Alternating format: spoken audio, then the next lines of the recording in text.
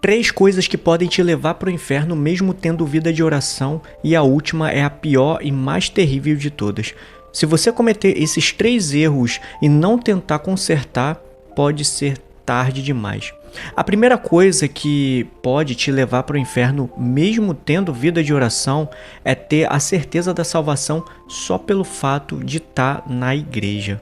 Supliquemos então a bondade de Deus que nos dê aquela sabedoria que nos ensina a contar os nossos dias, porque os nossos dias estão contados, não são infinitos nem indefinidos, mas estão todos contados. O Deus que contou os nossos fios de cabelo não terá contado os nossos dias. Portanto, há um prazo, haverá um pecado meu e teu que será chamado de o quê? Último. Depois dele, não será possível mais cometer nenhum. Por isso, filhos, toda a sabedoria é esta, viver cada dia como se fosse o quê? Último. Quanto à eternidade que nos espera, e são 2, né? Só tem 2 opções quanto à vida eterna. Quanto à eternidade, uma com Deus para sempre e outra sem Deus para sempre. Muito nos ajudaria, veja bem, vocês sabem que há uma característica comum entre os que se condenaram. Entre os que se condenaram, há uma característica comum, que é esta aqui. Alguns deles pensaram no inferno, mas depois deixaram de pensar. E outros nunca o quê? Pensaram. Estes fatalmente caem lá mesmo. Segundo o ensinamento do grande São Tomás de Aquino, que dizia, quem vai com o espírito, quem vai meditando no inferno agora, não desce lá com a alma depois. Olha aqui, a graça salva, a oração salva, a adoração ao Santíssimo salva, o terço rosário salva, né? As obras de misericórdia salvam. Mas não tem coisa melhor para salvar do que o medo do... Esse medo faltou a muitos e por isso se condenaram. Há um medo que salva. E esse que falta muito é o quê? Ah, não, esta coisa abusada de uma teologia que não é católica e que diz, não, Deus é misericórdia, inferno não existe, todo mundo vai para a casa do Pai. Ainda mais essa tendência que nós temos de beatificar, de canonizar todo mundo que morre. Ai, era tão bom, era tão boa. Deus sabe, Deus é quem sabe. Esse negócio de canonizar todo mundo depois que morre, isso é loucura! Talvez precisássemos de uma experiência que foi a vocação de São Bruno. Vocês devem saber quem foi São Bruno. São Bruno foi o fundador da o quê? Cartucha. Daquela forma de vida contemplativa, monástica, extrema, onde é feito o voto de o quê? Silêncio. Os cartuchos não falam. Podem falar no recreio do domingo. E só do que rezaram e meditaram durante a semana. O voto é de silêncio. O que despertou São Bruno? Qual foi o móbil da vocação dele? Uma experiência tremenda. Ele estava nos funerais de um doutor, de um teólogo muito famoso do seu tempo, numa catedral, todos os cônegos, o bispo, os demais professores, o clero todo e o povo presente, no funeral daquele célebre doutor, daquele acadêmico. Numa certa altura, quando cantavam e incensavam o cadáver, eis que o morto diz: não rezem por mim, eu me condenei.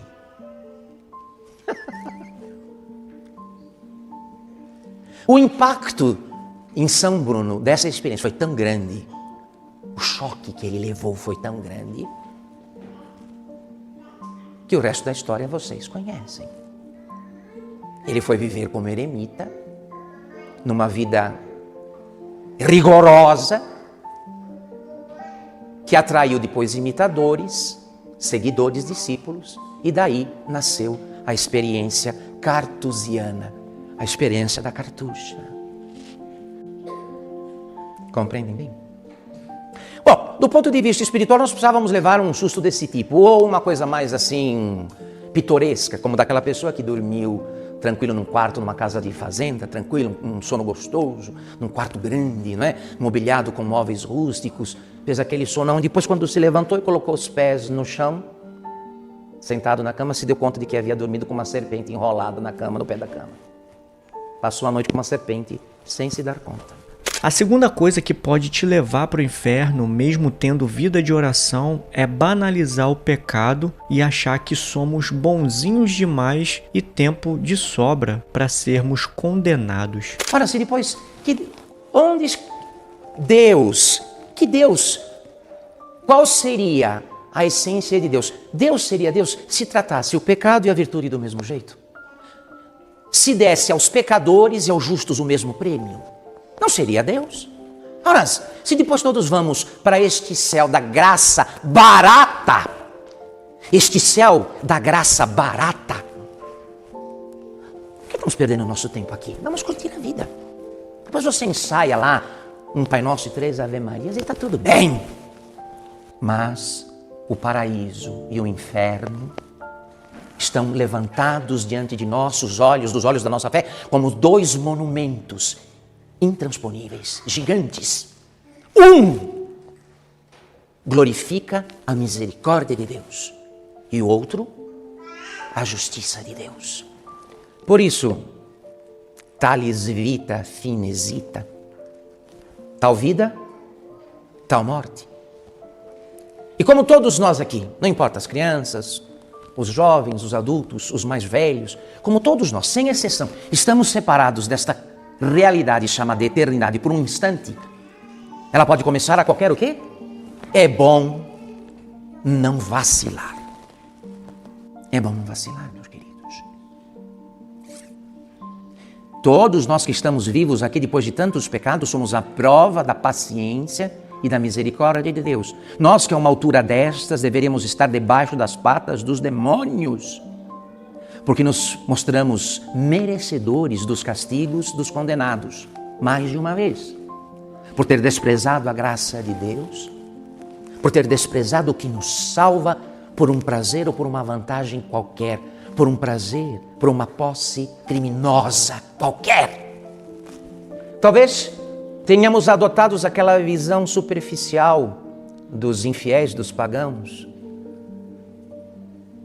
que modelam e equalizam o juízo das coisas pelas aparências. Dizendo, eu tenho saúde, eu estou com saúde, eu estou bem. Eu ainda tenho muito tempo para viver, eu sou novo. Essas loucuras todas, que não são outra coisa a não ser tentações assumidas. Quem te disse? Isso foi Satanás. E você adotou isso, você assumiu isso. E por isso a vida de muitas pessoas não é outra coisa a não ser dançar, oscilar na boca do abismo, na entrada do inferno. Aquele a respeito do qual o poeta Dante Alighieri, na Divina Comédia, quando ilustra o inferno, chegando ao portal, às portas do inferno, leu a placa que estava na entrada. O que dizia a placa de entrada no inferno? Dizia o seguinte: ó vós que aqui chegais, deixai do lado de fora toda a esperança. É uma grande verdade. Ainda que seja lá numa dos poemas, das poesias, dos poemas mais famosos do mundo, a Divina Comédia. Ó vós, estava lá na entrada do lugar dos condenados. Ó vós que aqui chegais, deixai do lado de fora toda a esperança. Esperança temos nós, que estamos no tempo e estamos o quê? Vivos no tempo. Temos toda a esperança. E a missa de hoje não tem outro escopo a não ser excitar esta esperança. Nos acordar desta letargia, desta ilusão do tempo. Não, eu tenho tempo. Depois, amanhã, mês que vem, ano que vem, noutra época, em outra ocasião, em outra oportunidade, em outra circunstância. Meu irmão, como é que você se tornou um bobo tão rematado, uma boba tão rematada, acreditando neste engodo do diabo? O tempo é uma graça escassa. E ninguém de nós aqui sabe quanto lhe sobrou. Verdade ou não? Eu não sei quanto tempo eu tenho. Provavelmente muito menos do que eu imagino. E é bom pensar assim. É bom pensar assim. Todos, como diz lá o grande São João Bosco, o apóstolo dos jovens, todos os que estão no inferno imaginaram que teriam tempo para o quê? Emendar a sua vida. E não tiveram. Tarde demais. Nós já chegamos diante de certas situações em que o certo não podia mais ser feito porque era o quê? Tarde demais. Não adiantava querer fazer aquilo porque já era tarde demais. Faltava algo fundamental, que era o tempo. O tempo havia acabado para aquilo. Você disse, agora é tarde. Não há mais o quê? Não permita que isto aconteça no que tange, no que diz respeito àquilo que é o mais importante. E um homem de fé, uma mulher de fé, sabe que a coisa mais importante é esta. Evitar o inferno e ganhar o quê? O céu. A terceira coisa pior e a mais terrível de todas que pode te levar para o inferno, mesmo tendo vida de oração, é saber muito e ser pouco, ser teórico e não praticar nada, ter fé e não ter obras. Nós não somos... Escuta aqui. Ninguém aqui é protestante para acreditar nesta baboseira luterana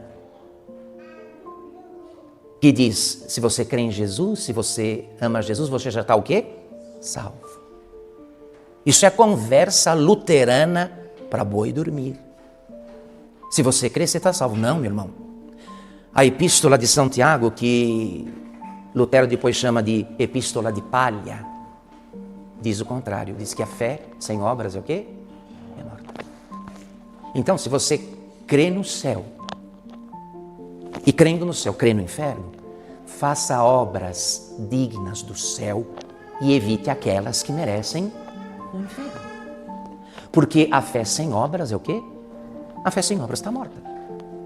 E não salva ninguém. Palavras, palavras, como diz a imitação de Cristo, palavras o vento leva e não quebra as pedras, não quebram as pedras. Olha aqui. Nós não somos o que nós sabemos. Sabemos muito, somos pouco. Porque nossa vontade não tem acompanhado nossa inteligência. Nós queremos saber muito. Nos enchemos de livros, de tratados, de devocionários. Queremos saber muito. Mas não queremos ser muito. A prova somos nós mesmos. Nós não somos o que nós sabemos. Se fôssemos o que sabemos, santos seríamos. Quer dizer que a vontade não tem acompanhado a inteligência. A gente sabe uma coisa e faz o quê? Faz outra. E é esse mal que nós precisamos corrigir, querido. Agora o bônus e a última coisa que pode te levar para o inferno, mesmo tendo vida de oração, é que depois da morte e sabermos que fomos condenados, é que esperamos muito, fomos ajudados por Deus, mas agora é tarde demais. Celebremos hoje a misericórdia e a paciência de Deus. Sobretudo quem, como eu, já viveu mais de meio século, vai dizer o quê? Vai dizer o quê? Qual vai ser o álibi? Eu não tive tempo. Meu Deus, mas quem de nós poderia contabilizar, ponderar, no curso dos anos, quantas graças, quantas luzes, quantas chamadas de atenção, quantas exortações recebeu de modo direto ou indireto da providência divina, em ordem à sua salvação. Um dia teremos consciência disso. Eu espero que esta pregação tenha antecipado o dia desta consciência, porque para muitos esta consciência vai chegar quando for o quê? Tarde demais. Um dos sofrimentos dos condenados é este. Um condenado tem esta consciência e por isso ele se odeia. Ele descobre depois, quando é tarde demais, o quanto Deus fez para salvá-lo. Quantos conselhos recebeu, quantas advertências, quantas luzes, quantos convites. para os quais ele deu o quê? Deixa isso para lá, tem coisa mais importante para fazer. Meu irmão, a coisa mais importante para fazermos aqui é esta: ganhar o céu e evitar o quê? Evitar o inferno e ganhar o céu. Não tem outra coisa importante. Se você perdendo tudo aqui, ganhou o céu, ganha o céu depois, você não perdeu o quê? Ganhou tudo. Agora, se você ganha tudo aqui e depois perde o céu, você não ganhou nada, você perdeu o quê? Segundo as palavras de nosso Senhor Jesus Cristo, que disse: de que adianta o homem ganhar o mundo inteiro se depois perde sua alma? Meus irmãos, precisamos levar mais a sério nossa conversão. E se esse vídeo despertou em você a vontade de buscar mais a Deus, compartilhe ele com seus amigos e familiares. Não esqueça de dar o seu like e me diga aqui nos comentários qual desses pontos você mais se identificou. Eu vou ficando por aqui. Até o próximo vídeo e que viva Cristo Rei!